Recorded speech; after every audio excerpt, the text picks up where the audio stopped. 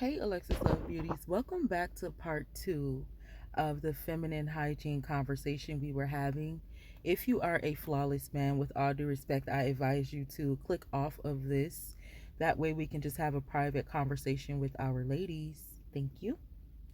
Alexis Love Beauties, in that most recent conversation, I'm going to make sure I share that a few times in this episode. That way you can go and watch it. I'm sorry, go and listen to it. I forgot something. This is going to be another hygiene tip. So, pumice stone. Pumice stone is typically just used for us as a foot care routine. Like, typically, we only use the pumice stone when we're going into the nail salon. At first, after they do the little cheese grater thing, I stopped doing all of that because I had got a wart on my foot. So I stopped doing that, and this is why I'm so heavy on the Dr. Scholl's foot peeling mask. Because when you get that Dr. Scholl's foot peeling mask, you do not have to do no extra. You're gonna want to stop going to the salon. I promise you are. And so I started getting more interested in the pumice stone, and I started doing my extended research, and I'm in love with that. I gotta have a pumice stone on me all the time. The pumice stone is that little gray. It can come in different colors. Typically at the nail salon they might have the big blue ones, and those things are disposable, so they should be throwing those away. Pumice stone is made from volcanic ash.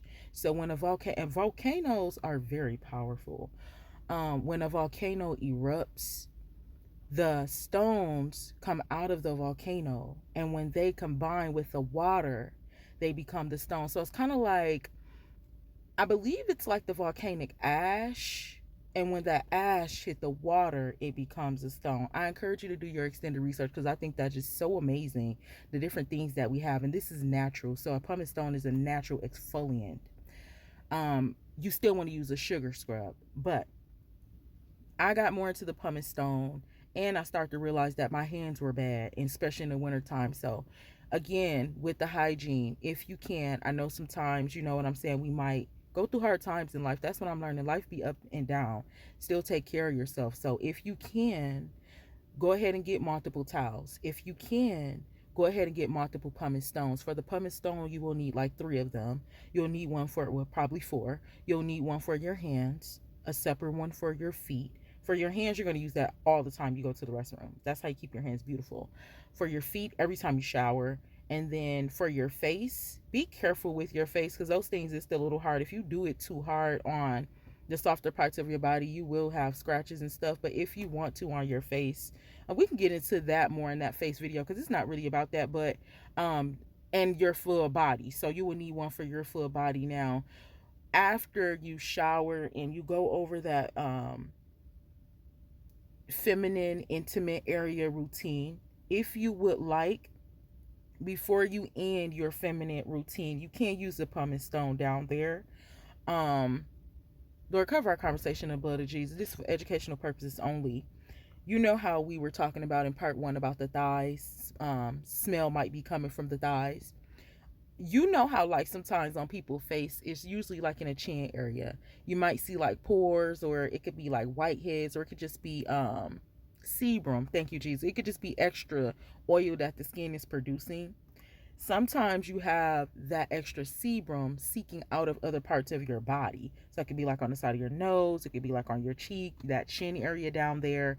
And sometimes you can get that extra sebum in between your thighs. That can be why it smells down there also. I wasn't experiencing that, but since I do use the pumice stone for a full body exfoliant, girl, I don't care what the girls is telling you all.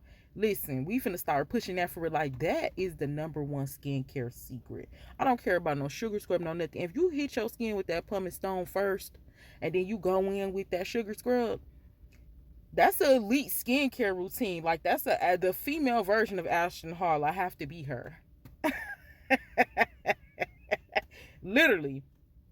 For your intimate area, the thighs, sometimes that smell be coming from those inner thighs and those creases down there. If you want to give it a try, like I said, be gentle down there. You're gonna do too much. If you see that you have like that extra, or sometimes it just be rough right there in between the thigh area, I experienced that roughness. What you can do is use that pumice stone down there. Use that pumice stone and gently, you don't gotta like scrub, but just gently like a couple times across the thigh area. And when you shower, do that. Like I probably do a full body. That's a full body exfoliant, probably twice a month. And that is going to keep you flawless. So that's just another tip that you can use as far as down there. You can then, if you want to, like I said, this is for educational purposes. This is for the girlies that want to take their hygiene to the next level. If you want to, you can also, and then when you're done with all of this scrubbing and stuff, like I said, you don't want to go and touch it with no Victoria's Secret scented lotion. When you doing this, all of this scrubbing and opening your skin and stuff, you want to put food back into your skin. You want to put nutrients back into your skin. You want to make sure that you're not throwing off any pH balances. So you want to use an extra virgin olive oil for your skincare first. Then you can top it off with some lotion maybe a little later. But after you're clean, you want to use clean things on your skin. You don't want to just go in with scented stuff. You can use coconut oil too. Sometimes coconut oil is not, let me think. Castor is really good. It's not greasy like that. Olive oil is really good. Olive oil is not really greasy like that. I want you to see what's a great oil for you. I want you to do your extended research and find you a good natural oil that you can use after your skincare. But in conclusion, go ahead and get you a couple different pumice stone. You can use that down there too to get that area cleansed up. Like when you're doing the full body exfoliant, you can use it in your armpits, and this is what's going to make you soft. Talk about being soft. Talk about being feminine, and it's a great tool. It's a great product. Yeah, that's pretty much all I have, ladies. I mean, you can do your rear end too. Like, just, sometimes our skin get very rough as women. Because we do have low levels of testosterone in us too. We have hormones, we grow hair on our chest. Some of us, I'll be having couple of little chest hairs, honey. I ain't gonna lie, a couple of little chin hairs and stuff like that, which can make our skin more rough too. So as a woman, as a feminine lady, for beginners, we're learning how to upgrade our skincare routine and just make sure that we're all around good. It's nothing better than feeling like a woman, feeling confident in the skin that you're in. I'm starting to wear my arms out more. You can also hit those elbows too with that pumice stone. So I want you to do your extended research on a pumice stone. Give it a try. You can get a pumice stone for 97 cents from Walmart. That's why I said it's good to have a couple of them so you're not cross contaminating, because with that, you are going to be removing skin and you want to go ahead and clean that. Sometimes I let them sit in apple cider vinegar. I don't try to use them too long though, just because of that reason, because it is like removing skin.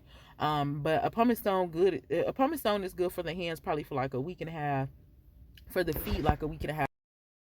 You shouldn't be using it on your face all the time, especially if you do like me. um I'm gonna do just a regular for the flawless man also, but just like a face care routine. um for the face, that's like once every 2-3 months. You don't want to keep doing pumice stone on your face, especially if you have good hygiene. Like if you have a good skincare routine, you don't have to do the pumice stone in your face. And then that's also good for the lips too. Like you could really just ditch the lip scrub if you're gonna do the pumice stone on your lips. And again, be careful if you do that, if you try that, because that's just a quick one too. Like you don't want to be in there scrubbing because it's not necessary. But you can still use lip scrub if you want to. But if you don't gotta do all that I do. But it's just different alternatives. So in conclusion, I just wanted to come back and tell y'all about the pumice stone. This is really, really good to add into your skincare routine. You can go ahead and do that with the thighs. It's going to be very comfortable, make your thighs very soft. I know sometimes as women we're so inconfident about our thighs and our arms and different things like that. So and when we clean ourselves and we're taking better care of ourselves and we begin to love ourselves and pour into ourselves, that stuff don't matter because we already know that we're taken care of. So Alexis Love Beauties, thank you again for listening to this podcast episode. I don't think we're gonna have, for now, we don't have too many of these like intimate conversations. Um, but I am going to do an updated like face care routine because there's some things I added, there's some things I substitute. It's always good to have a good substitute. So just learn your body and learn what you need. I love you, girl. Mwah.